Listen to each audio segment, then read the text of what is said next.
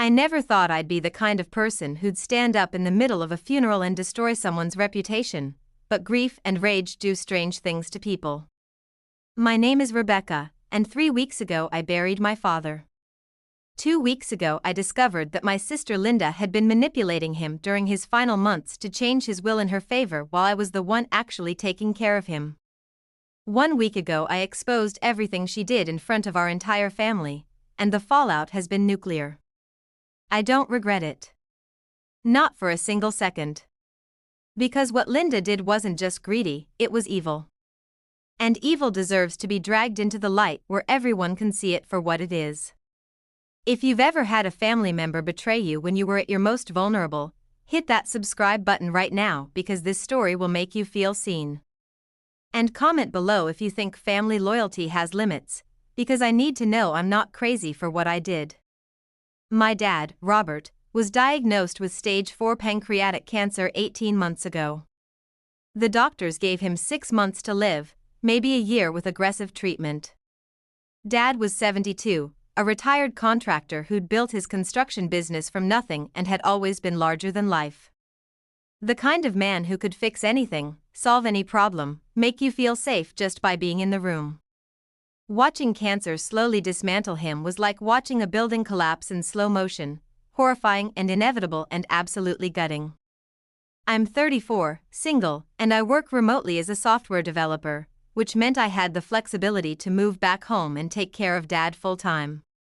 My sister Linda is 38, married to a real estate developer named Craig, and they have 2 kids. She lives about 40 minutes away from Dad's house and works part-time as an interior designer. When Dad got diagnosed, we had a family meeting to discuss care arrangements. I can move back home, I said. My job is remote, so I can work from Dad's house and be there for him 24/7. Between my salary and Dad's retirement, we can afford in-home hospice care when the time comes. Linda nodded enthusiastically. That's perfect, Becca. I wish I could do more, but with the kids and Craig's business expansion, I just don't have the flexibility. But I'll visit every weekend, I promise. And I'll help with medical decisions and bills and whatever else you need. Dad looked relieved. Rebecca, are you sure? I don't want to disrupt your life. Dad, you're not disrupting anything. You took care of me my whole life. Now it's my turn to take care of you. He got teary then, which was rare for him. I raised good daughters. Both of you. I'm a lucky man. I wish I could go back to that moment and tell him he was wrong. That he only raised one good daughter. That Linda was already calculating how to profit from his death. Pause right here and tell me in the comments, have you ever discovered a family member's true nature during a crisis? Because what comes next shows just how far some people will go for money. And if you're not subscribed yet, do it now because you need to hear what my sister did. The first 6 months were brutal but manageable. Dad was still relatively strong, still himself. We'd watch movies together, he'd tell me stories about building his business, about my mom who died when I was 12. We'd laugh, we'd cry, we'd make the most of the time we had left. Linda did visit most weekends, usually with the kids, and Dad loved seeing his grandchildren. She'd help me clean, would sit with Dad while I ran errands, seemed genuinely present. I thought we were in this together. Then Dad started declining faster. The chemo stopped working. The pain got worse. He needed more care, more medication, more help with basic tasks like bathing and using the bathroom. It was exhausting and heartbreaking, and some days I'd cry in the shower because watching your father lose his dignity is a special kind of torture. But I never complained to him. I never let him see how hard it was. I just kept showing up, kept loving him, kept trying to make his final months as comfortable as possible. Linda's visits became less frequent. She'd cancel last minute, citing kid emergencies or Craig's work commitments. When she did come, she'd spend most of the time on her phone or having whispered conversations with Dad behind closed doors. I thought maybe she was struggling with the reality of losing him, that seeing him deteriorate was too painful. I gave her grace. That was my first mistake. About 4 months before Dad died, I noticed he seemed anxious whenever Linda visited. He'd ask me to leave the room so they could talk privately, and when I'd come back, he'd seem agitated or upset. One time I walked in on them mid-conversation. "Linda, I don't know about this. It doesn't feel right," Dad was saying. "Dad, we've been over this. Rebecca is young and single. She has her whole life ahead of her.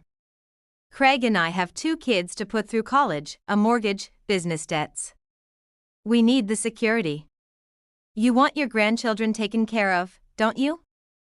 "Of course I do, but Rebecca has put her entire life on hold to take care of me. She deserves."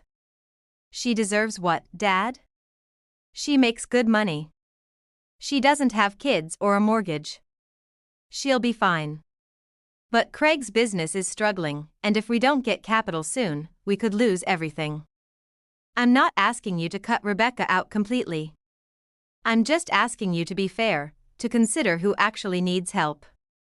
I cleared my throat, and they both jumped. Linda's face flushed. "Becca. I didn't hear you come in. What are you talking about? What needs to be fair?" "Nothing," Linda said quickly. "Just family finances. Dad's worried about making sure everyone's taken care of after he's gone." Dad looked uncomfortable. "Rebecca, could you give us a few more minutes?" I left, but I felt sick. Something was wrong. Something was very wrong. But I was so exhausted from caretaking, so focused on Dad's immediate needs, that I didn't push it. That was my second mistake. Over the next few months, Linda's private conversations with Dad intensified. She'd show up with documents for him to sign, would have him on the phone with lawyers while I was giving him his medications. When I asked what was going on, Dad would say it was just estate planning and nothing to worry about. Linda would tell me to stop being paranoid, that she was just helping Dad organize his affairs since I was too busy with caregiving to handle the legal stuff. The truth is, I was too busy. Between managing Dad's medications, coordinating with hospice, helping him eat and bathe and use the bathroom, and trying to maintain some semblance of my work responsibilities, I barely had time to sleep. I trusted Linda to handle the legal and financial aspects because she was my sister and I thought we were a team. That was my third and biggest mistake. Comment below right now if you've ever trusted the wrong person in your family. Because what I discovered after Dad died will make your blood boil. And smash that subscribe button because the betrayal gets so much worse. Dad died on a Tuesday morning in October. I was holding his hand. He'd been unconscious for 2 days, his breathing shallow and rattling. The hospice nurse had told me it would be soon. I'd called Linda the night before. "Linda, you need to come now. The nurse says it's time. I'll be there first thing in the morning. Craig has an important meeting tonight, and I need to get the kids settled. Linda, he's dying. He might not make it till morning. Then he dies with you there, Becca. You're the one he's been with this whole time anyway. He probably wouldn't even know if I was there." She hung up. I sat with Dad all night, talking to him, telling him it was okay to let go, that I'd be okay, that I loved him more than anything. He died at 6:30 a.m., just as the sun was coming up. He took one last shallow breath and then he was gone. And I was alone. No sister. No family. Just me and my dad's body and the unbearable weight of loss. Linda showed up 2 hours later with Craig and the kids. She cried dramatically, threw herself across Dad's body, wailed about how she wished she'd been there. I felt nothing but contempt. When the funeral home came to take Dad's body, Linda pulled me aside. "We need to meet with Dad's lawyer tomorrow to go over the will." "Tomorrow?" "Linda, he just died. Can't we at least wait until after the funeral? The lawyer says it's time sensitive. Something about estate taxes and property transfers. Trust me, Becca, we need to do this now." I was too numb to argue. We met with the lawyer, Harold Brennan, the next afternoon at his office. Harold had been Dad's lawyer for 30 years, had drawn up the original will back when Mom died. I assumed it would be straightforward. Dad had always said he'd split everything 50-50 between Linda and me. The house, his retirement accounts, his life insurance, everything divided equally. Harold looked uncomfortable as we sat down. Ladies, I want to express my condolences. Robert was a good man and a valued client for many years. Thank you, Harold, Linda said smoothly. Can we get to the reading? Harold opened a folder. Certainly. Robert revised his will 4 times in the past 6 months. The most recent revision was signed 3 weeks ago. My stomach dropped. 4 times? 3 weeks ago Dad could barely hold a pen. Harold continued reading, and with each sentence, my world tilted further sideways. The house, worth about $400,000, was going to Linda. Dad's retirement accounts, totaling around $300,000, were going to Linda. His life insurance policy, $200,000, was going to Linda. I was getting his car, his personal effects, and $25,000 cash. I couldn't breathe. Wait. What? That can't be right. Harold looked at me with sympathy. I assure you, these were your father's wishes as expressed in his final will, duly signed and witnessed. But he always said 50-50. He told me 100 times over the years that he'd never favor one of us over the other. Linda spoke up, her voice dripping with fake compassion. Becca, I know this is hard to hear, but Dad and I had a lot of conversations in his final months. He was worried about my family's financial situation. Craig's business has been struggling, and with 2 kids to put through college, Dad felt like we needed the help more than you do. You're young, single, making good money. He knew you'd be fine. He felt like you needed help more? Linda, I spent 18 months taking care of him. I put my entire life on hold. I was there every single day while you showed up once a week if that. And this is how he repays me? If you think what Linda did was unforgivable, drop a comment saying unforgivable and hit that like button. And please subscribe because what I discovered next will shock you. Linda's expression hardened. Maybe if you'd spent less time resenting my absences and more time understanding Dad's actual wishes, you wouldn't be so surprised. He made his choice, Becca. Accept it with grace. I looked at Harold. Can I contest this? Harold shifted uncomfortably. You can certainly try, but understand that contesting a will is expensive, time-consuming, and rarely successful. Your father was of sound mind when he signed. Was he though? He had stage 4 cancer, was on heavy pain medications, could barely stay awake for more than a few hours a day. How sound was his mind really? The will was reviewed and signed with myself and another witness present. Rebecca, I understand you're upset, but legally, this document is solid. I walked out of that office in a daze. Linda called after me, but I ignored her. I got in my car, Dad's old pickup truck, apparently one of the only things I was entitled to, and I drove. Just drove aimlessly for hours, trying to process what had just happened. My sister had manipulated our dying father into leaving her everything. She'd taken advantage of his vulnerability, his medication-clouded judgment, his desire to take care of his grandchildren, and she'd stolen my inheritance. More than that, she'd stolen my father's true wishes. Because I knew, deep in my bones, that Dad would never have done this if he'd been thinking clearly. I didn't go to Linda's house that night or the next day. I couldn't look at her without wanting to scream. We planned Dad's funeral in terse phone calls and emails. The service was scheduled for the following Saturday. I spent the week going through Dad's things in what was now Linda's house, packing up my stuff, trying to find somewhere else to live since my sister was already talking about selling the property. And then I found the recordings. Dad had a voice-activated recorder he'd used for work years ago, would record notes to himself about projects and measurements. I found it in his nightstand drawer, buried under old photographs and birthday cards. I almost threw it away, but something made me check if there was anything on it. I plugged it into my laptop, and there were dozens of recordings from the past 6 months.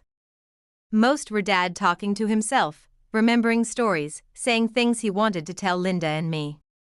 But some were conversations. Conversations between Dad and Linda that she had no idea were being recorded. I listened to all of them. Every single one. And with each recording, my grief transformed into rage. Recording from 5 months before Dad died. Linda, I don't feel right about this. Rebecca has been taking care of me every day. She's sacrificed everything. Dad, Rebecca is doing what any good daughter would do. She doesn't expect payment for it. But Craig and I are drowning financially. Your grandchildren might not be able to go to college. Is that what you want? For them to struggle because you were too stubborn to help us when you could? I can help you without cutting Rebecca out.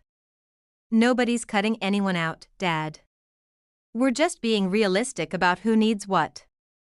Rebecca will inherit from you eventually anyway.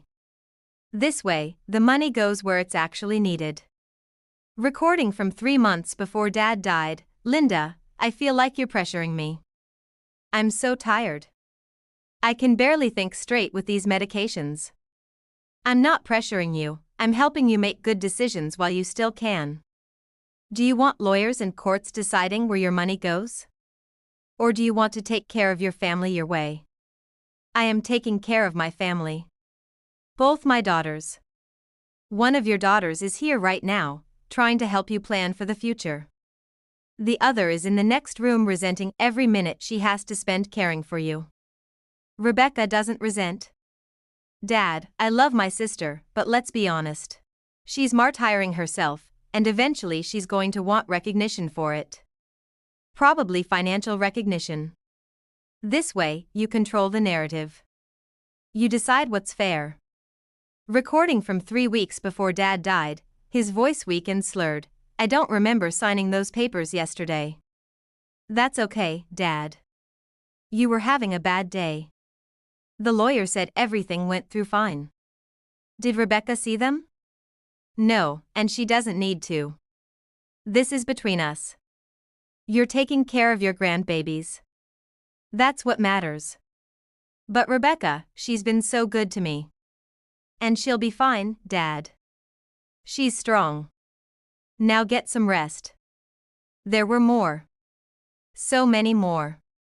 Conversations where Linda manipulated, cajoled, guilt, and outright lied to Dad. Where she told him I resented taking care of him, that I expected payment, that I was only there out of obligation.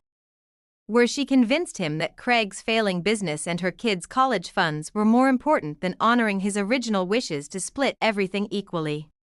Where she took advantage of his confusion and medication and exhaustion to get him to sign documents he barely understood. Tell me in the comments, what would you do with evidence like this? Would you use it or take the high road? Because I chose nuclear war. And if you haven't subscribed yet, do it now because what I did at Dad's funeral is legendary. I called Harold Brennan and told him I had recordings. He agreed to meet me that Friday, the day before the funeral. I played him select clips, and I watched his face go from professional neutrality to genuine horror. Oh my God. Robert was clearly not in a state to make these decisions. Can I use these to contest the will? Harold was quiet for a long moment. Yes. Absolutely yes. These recordings show undue influence and exploitation of someone with diminished capacity. Rebecca, with this evidence, you could not only contest the will, you could potentially have Linda charged with elder abuse. How long would a contest take? Months. Maybe over a year. And it would be expensive. But I'd win? With this evidence? Almost certainly. I thought about it. I could take the legal route. I could quietly contest the will, drag Linda through courts and depositions and discovery. I could make her pay legally and financially. But that felt too private. Too contained. Linda had stolen from me, yes, But more than that, she'd stolen from Dad. She'd manipulated a dying man, had twisted his love for his grandchildren into a weapon against his own values. And she'd done it all while playing the loving daughter at his funeral, accepting condolences, crying crocodile tears. No. Legal consequences weren't enough. Linda needed to be exposed. Our entire family needed to know what she'd done. Harold, I need you to do something for me. I spent Friday night preparing. I transferred the most damning audio clips to my phone. I wrote out what I was going to say. I practiced until my voice didn't shake. And then Saturday came, and I went to my father's funeral ready for war. The service was beautiful. Dad would have hated the fuss, he was never one for attention, but the church was packed. His former employees, clients, friends, our extended family. Linda sat in the front row with Craig and the kids, dabbing at her eyes with a tissue. She'd asked if I wanted to give a eulogy, and I'd said yes. She had no idea what was coming. The pastor spoke. A few of Dad's old friends shared memories. And then it was my turn. I walked up to the podium with my phone in my pocket and looked out at all those faces. I saw my Aunt Margaret, Dad's sister, who'd helped raise us after Mom died. I saw Dad's business partner Jerome, who'd known him for 40 years. I saw all the people who'd loved and respected Robert Mitchell, and I made my choice. Thank you all for being here today to honor my dad, I started, my voice steady. Robert Mitchell was an incredible man. He was honest, generous, and believed in treating people fairly. He built his business on integrity, and he raised his daughters to value the same principles. I saw Linda nodding, smiling through her tears. Dad's final year was difficult. Cancer is a terrible disease, and watching him decline was the hardest thing I've ever done. But I was honored to take care of him, to be there for him every day, to make sure his final months were as comfortable as possible. More nods from the audience. Linda was still smiling. My sister Linda was also there for Dad, especially in his final months. She visited regularly and had many private conversations with him about his estate planning and his wishes for after he was gone. Linda's smile faltered slightly. She sensed something coming but couldn't figure out what. Yesterday, Linda and I met with Dad's lawyer to go over his will. I learned that Dad had changed his will 4 times in the past 6 months, a period when he was heavily medicated, often confused, and in significant pain. The final will leaves almost everything to Linda and her family, and leaves me with essentially nothing. The church went completely silent. People were looking at Linda now, shocked and uncomfortable. Linda's face had gone pale. Craig put his hand on her arm. At first, I was hurt and confused. I couldn't understand why Dad would do that. Why he'd leave me almost nothing after I'd spent 18 months caring for him. And then I found something. I pulled out my phone. Dad had a voice-activated recorder. He used it to leave notes to himself, to record memories, to capture thoughts he wanted to share with us. But it also captured conversations. Conversations between him and Linda that I don't think she intended anyone else to hear. Linda stood up. Rebecca, what are you doing? This is Dad's funeral. This is Dad's funeral, I agreed. Which is exactly why everyone needs to hear who he really was versus what you tried to turn him into. I played the first recording. Dad's weak, confused voice asking if he'd signed papers. Linda telling him not to worry about it, that it was between them. The church was so quiet you could hear people breathing. Stop this right now. Linda shouted. Why? Are you embarrassed? Let's hear some more. I played the recording where Linda told Dad I resented caring for him. Where she said I was martyring myself and would expect financial compensation. I watched my Aunt Margaret's face crumble. I watched Jerome stand up, shaking his head in disgust. Rebecca, please, Linda was crying now, real tears, tears of panic. Oh, I'm just getting started. I played the clip where Linda pressured Dad about her financial situation, where she guilted him about the grandchildren, where she manipulated his love for them into leverage. I played the one where Dad said he didn't feel right about changing the will, and Linda told him he needed to decide while he still could. People were standing now. Some were walking out in disgust. My Aunt Margaret was staring at Linda with such disappointment and rage that Linda actually took a step backward. These recordings show clear elder abuse and manipulation, I said, my voice cold. My sister took advantage of our dying father's diminished mental capacity to steal his estate. She lied to him about me, pressured him when he was most vulnerable, and twisted his love for his grandchildren into a weapon to use against his own values. Dad always said he'd split everything equally. He told me that 100 times. But Linda made sure that didn't happen.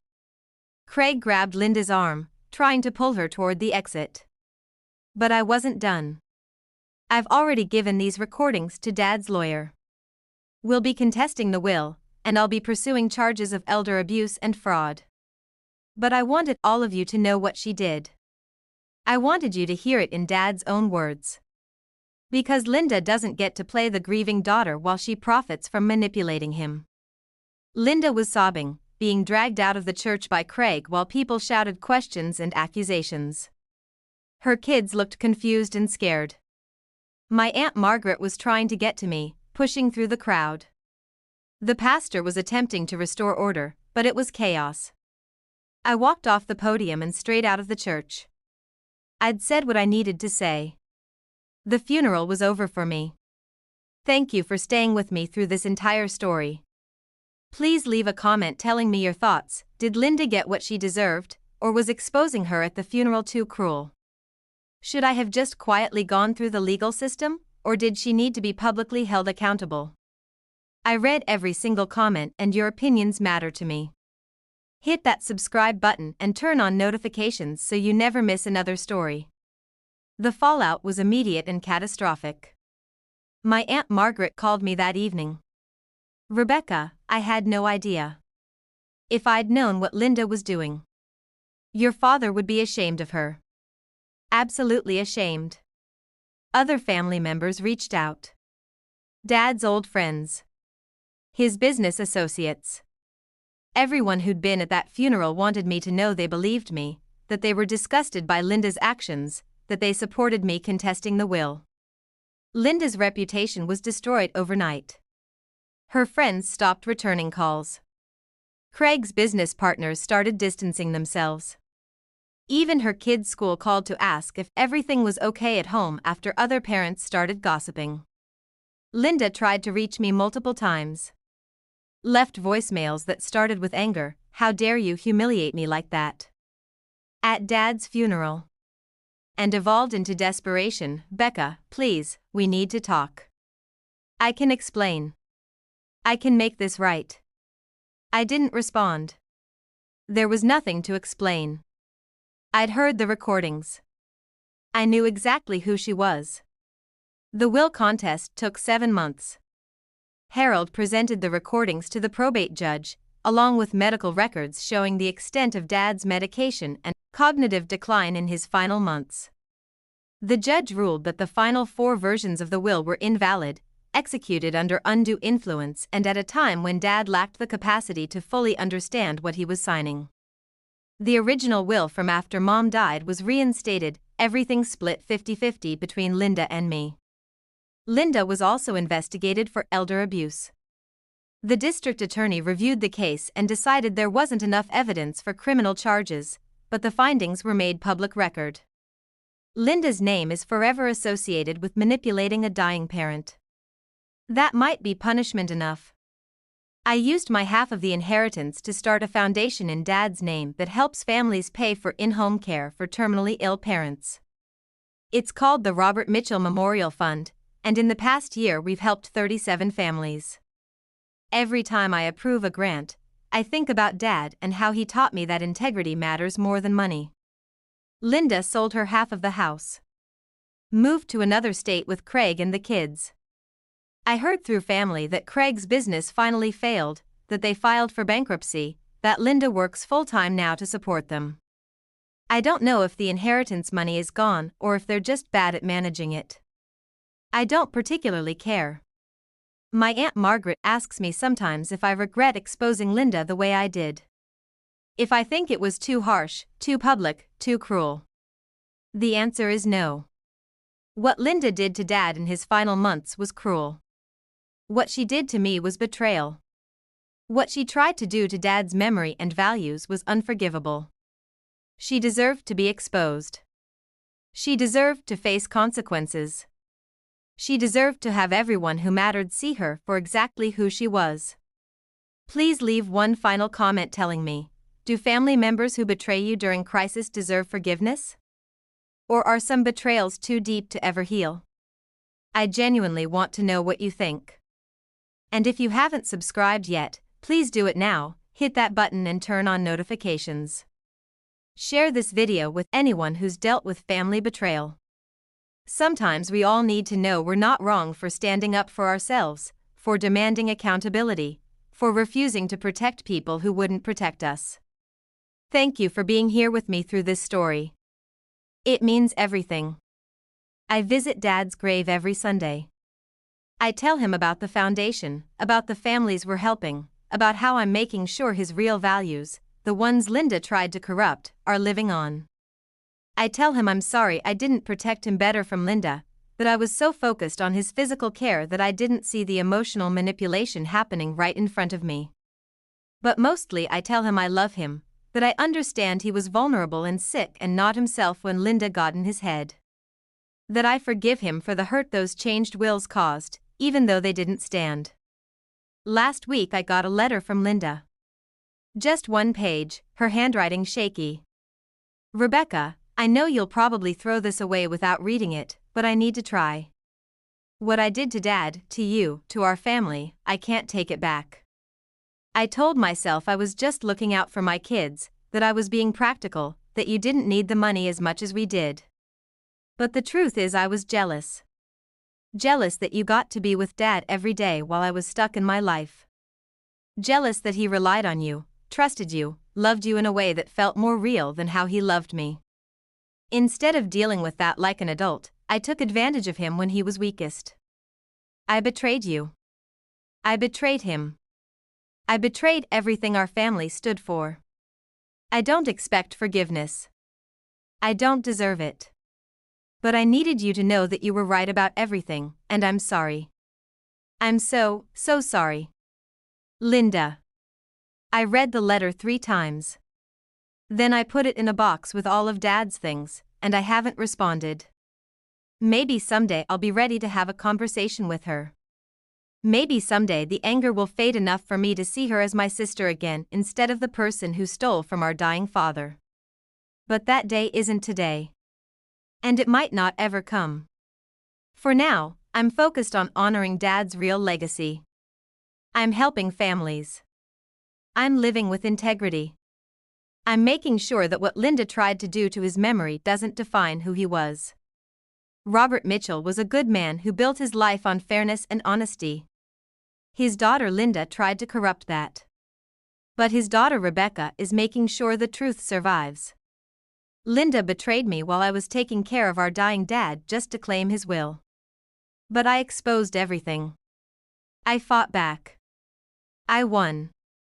And Dad's real wishes, his real values, his real love, they're what matters. Not the lies Linda told or the manipulation she used or the will she stole. Just the truth. Always the truth. And the truth is, some betrayals can't be forgiven. Some wounds don't heal. Some relationships, once broken, stay broken forever. And that's okay. Because protecting yourself, standing up for what's right, demanding accountability, those things matter more than keeping peace with people who were never really on your side. Linda learned that the hard way. And I hope she never forgets it.